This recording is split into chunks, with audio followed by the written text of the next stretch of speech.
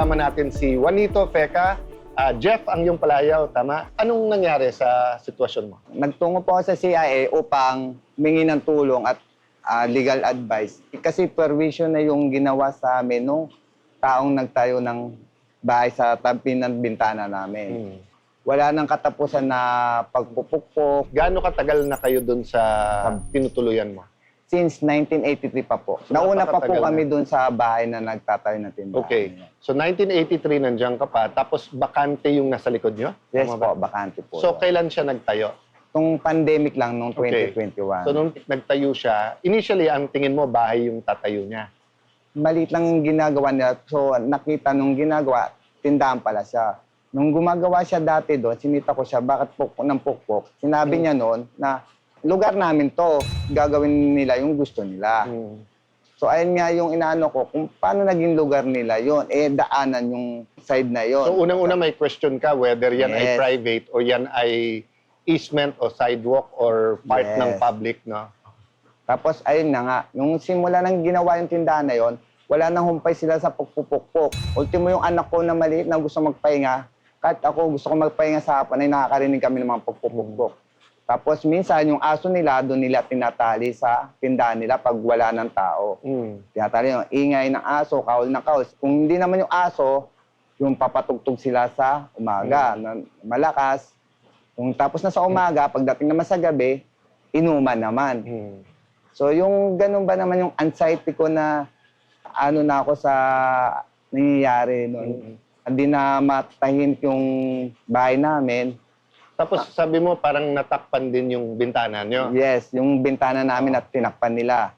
Ultimo yung CR namin, nawalan kami ng privacy, parang laging may tao kasi makakarinig ka ng boses, may nagkikwentuhan, maliligo ka, mapapatingin ka pa sa bintana, baka mayroong taong nakasilip. Tapos yung bintana pa namin doon sa kusina is natakpan na, nawalan na kami ng ventilation. Tapos, yung isa pang concern ko dyan is napakasakit sa akin. Yung may-ari ng tindahan ay naninigarilyo pa. So, yung paninigarilyo niya is umaabot hanggang doon sa kwarto namin. Bali, ito yung bintana namin, andito lang po yung tindahan, sumalit. So, kahit magsigarilyo ka, parang nanigarilyo ka lang sa tabi ng bintana namin. So, kaya pasok na pasok doon sa kwarto namin. So yung unang complaint mo, kinonfront mo siya. At yun nga sagot nila, di ba, na sa kanila parang yun, di wala ako kang na ano. pakialam. Oh. From there ba, nag-complain ka kahit kanino sa barangay or sa city or sa police? Nagpa-blatter lang ako. Pero nung nagpa-blatter ako sa barangay, sinabi ng barangay sa akin na hindi ko makalimutan na nakatayo na yan eh. Parang hindi na nila mapapaalis. Okay. So, kung may maingay na lang sa kanila, tawag na lang sa barangay para sa nagiinuman. So balikan natin yan at i-remind ko lang, no?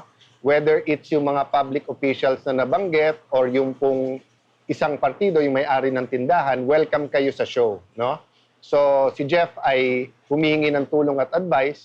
Kung gusto nyo rin mapakinggan yung side nyo, open yung show at continuing yung paanyaya sa inyo. So Jeff, balikan natin yon. Okay. So after that, nag-complain ka ba tungkol dun sa usok, sa ingay? Hindi na po ako nagpa-blatter pa. Minsan, pinupuntahan na lang sila ng barangay. So pag pinupuntahan sila ng barangay, I'm assuming yan yung inuman, yung ingay. Yes, sa gabi. Napapansin lang nila maingay or may iba kang kapitbahay na nagko-complain din? Siguro may mga kapitbahay din kami nagko-complain, kaso lang wala lang lakas ng loob kasi nakakaya naman kung magkakagulo pa, kapitbahay na nga lang. So ito na nga lang, naglakas loob na lang ako kasi sobra na yung perwisyon ng lalo anak ko yung apektado. Minsan pa nga, kung ano, nagiging pasugalan pa nga yun. Tapos nakakarinig ang mga anak ko na mga salita na hindi dapat, mga mura. Actually, halo-halo na yung complaint mo, Jeff. Halo-halo No? na. Sabi mo nga, pati napapansin mo na pati bata nakakabili ng sigarilyo doon. Meron mga estudyante.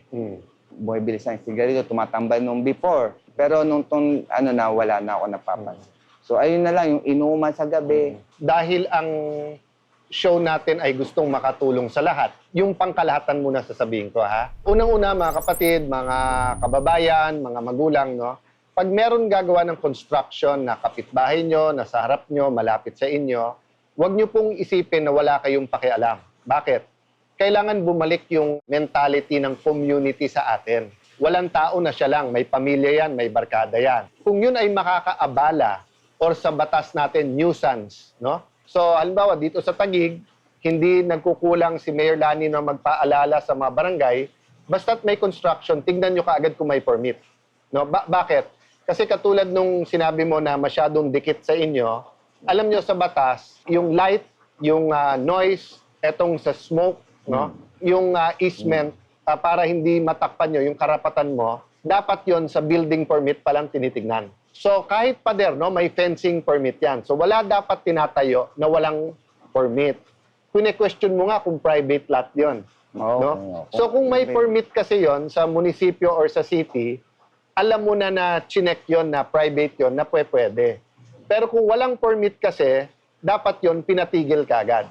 Pinatigil ng barangay, pinatigil ng munisipyo. Isa sa pinakamalaking problema natin pag nakatayo na kasi gumastos na yon eh. Talagang prevention parate. Yung tinatayo pa lang, tingnan na natin may permit, may problema ba? Kasi nga pag nakatayo na, lalaban yon, di ba? At mag-aaregluhan talaga yon, no? So Jeff, ang gagawin natin dito, patitignan natin isa-isa. Ano yung violation? Kasi mas madali mag-complain na klaro yung violation. Napakabigat po ngayon ng batas sa anti-smoking. At si ate, for the last 15-20 years, grabe talaga ang effort niya dyan na labanan yung smoking in general, but yung second-hand smoke. May mga penalties na mabibigat pag hindi sinunod yung batas. Our lawyers will talk to the barangay and let's see din kung gusto rin makipag-usap ng kapitbahay mo. Pero number one doon, itigil nila yung paninigarilyo na napupunta sa'yo.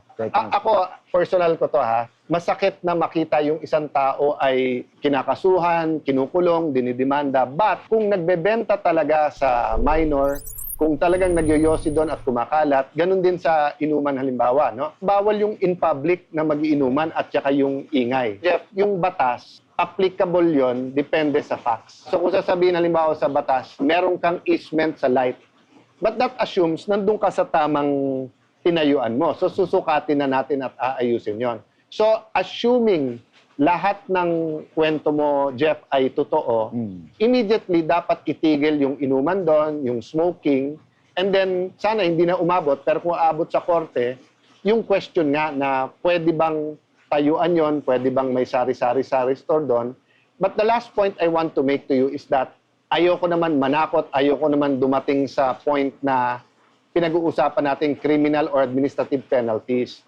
But eto, I'm not referring to your barangay per se. I'm referring in general. Ang pulis, ang barangay, ang mayor, lahat yan, may pananagutan sa batas yan. So yung tinatawag dereliction of duty or hindi mo ginawa trabaho mo or yung neglect, hindi lang fine, hindi lang suspension, dumadating yan sa dismissal. So kung hindi natin gagawin yung ating trabaho, ang publiko, lalo yung aggrieved, ay merong karapatan mag-complain. So ang question lang, saan ka magpa-file?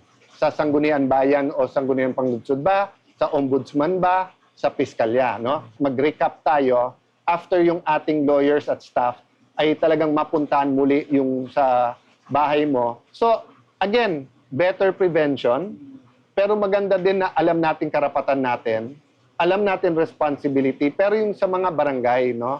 Hindi na tayo dapat umabot sa gigibain natin yon.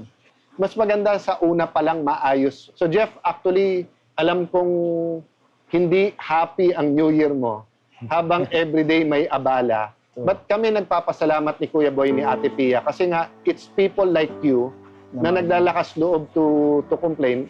Alam mo, pag walang magko-complain, hindi magbabago ang Pilipinas. Kailangan talaga ng mga taong katulad mo that will come forward and will complain. CIA with BA, we will definitely do our best. Pero kung kailangan sampulan, gagawin natin. Kasi nga, hindi pwedeng sarili mong tahanan, stress ka pa rin.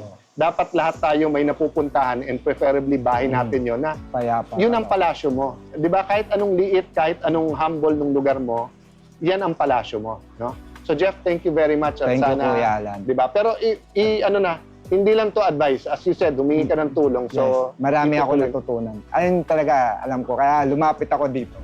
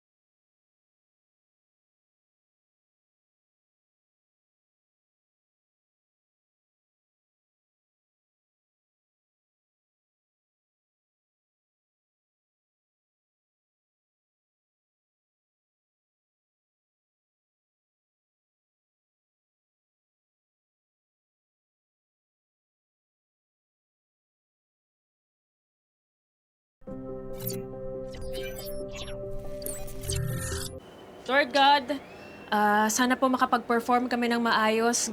This we ask through your Son, Jesus Christ. Go, let's go, let's go, let's roll! Amen.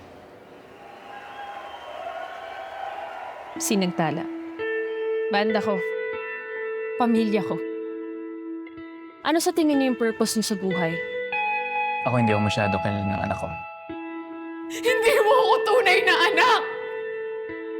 Nagmahal lang naman ako. Ayun, nadisgrasya. At hindi ko kaya sabihin sa tatay ko. Kasi may rason kung bakit tayo nandito, di ba?